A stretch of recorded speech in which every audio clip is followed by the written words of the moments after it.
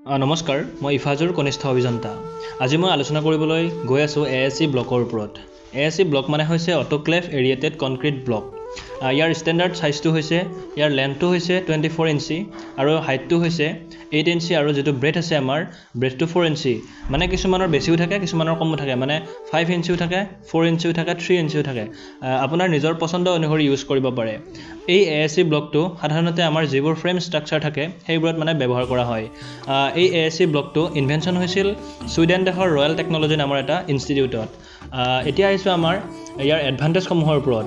এই ASC ব্লকসমূহ light weight, মানে ইয়াৰ যিটো ৱেইট আছে সেইটো বহুত কম। তো সেইকাৰণে আমাৰ বিল্ডিংবোৰত ইয়াক ব্যৱহাৰ কৰা হয়।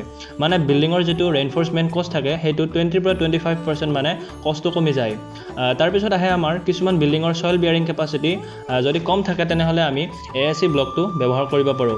তেতিয়াহ'লে আমাৰ যিবোৰ পাইলৰ প্ৰব্লেম থাকে প্ৰব্লেমসমূহ মানে নহয়। তাৰপিছত আহে আমাৰ এই ব্ৰিক ৱাল বনোৱাৰ সময়ত মানে মেন পাৱাৰ খুব কম লাগে, মানে মানুহ কম লাগিব, কম খৰচতে আপোনালোকে ব্ৰিক ৱালসমূহ কৰিব পাৰিব। তাৰপিছত আহে আমাৰ যিটো এই ব্লকটোৱে মানে আমাৰ ৰুম টেম্পাৰেচাৰটো কণ্ট্ৰল কৰিব পাৰে আৰু ই ফায়াৰ ৰেজিষ্টেঞ্চ হয়। গতিকে আপোনালোকে এই ASC ব্লকটো ব্যৱহাৰ কৰিব পাৰে। ধন্যবাদ।